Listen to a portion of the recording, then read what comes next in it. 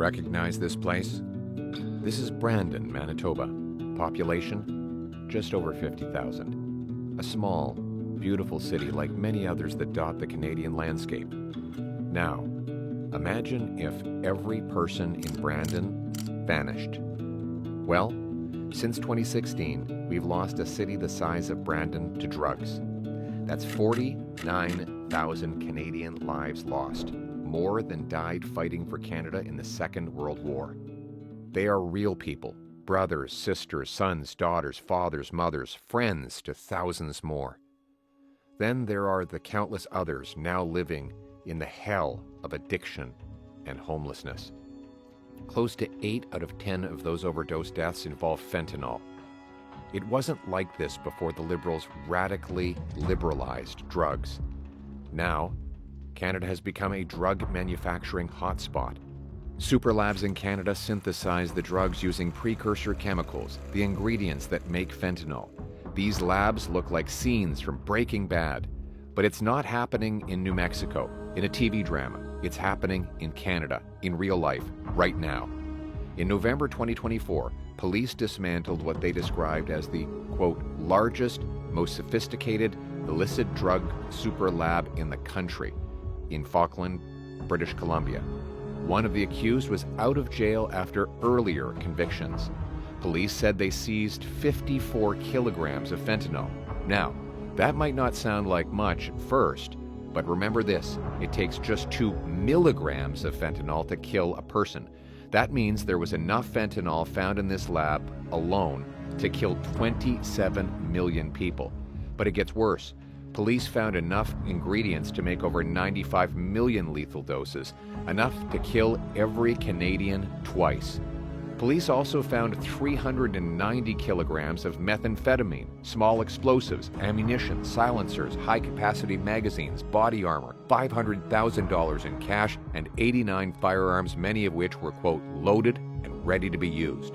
Days earlier, police discovered a super lab in Langley, BC, that they say was capable of producing multiple kilograms of fentanyl on a weekly basis. A Government of Canada report confirmed, and I quote, seizures of Canada-sourced fentanyl in places like the US and Australia suggest that domestic production is likely exceeding domestic demand and that Canada is now a source and transit country for fentanyl to some markets. The number of seizures of fentanyl at the Canada-US border more than tripled between 2023 and 2024, rising from 239,000 doses to 839,000. How did this happen? Well, the NDP Liberals happened.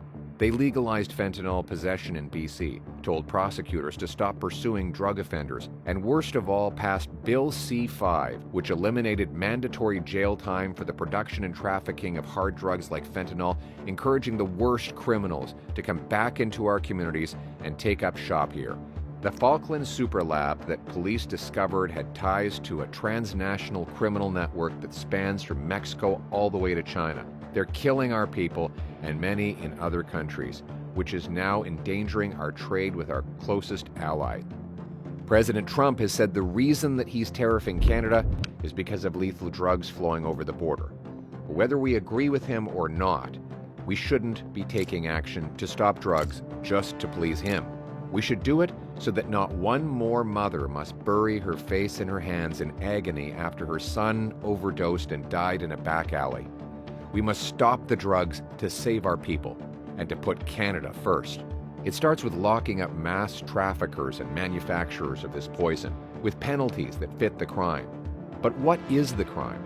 Let's call mass fentanyl trafficking what it is: mass murder. Selling 40 milligrams of this poison is enough to kill 20 people. It's like spraying bullets into a crowd.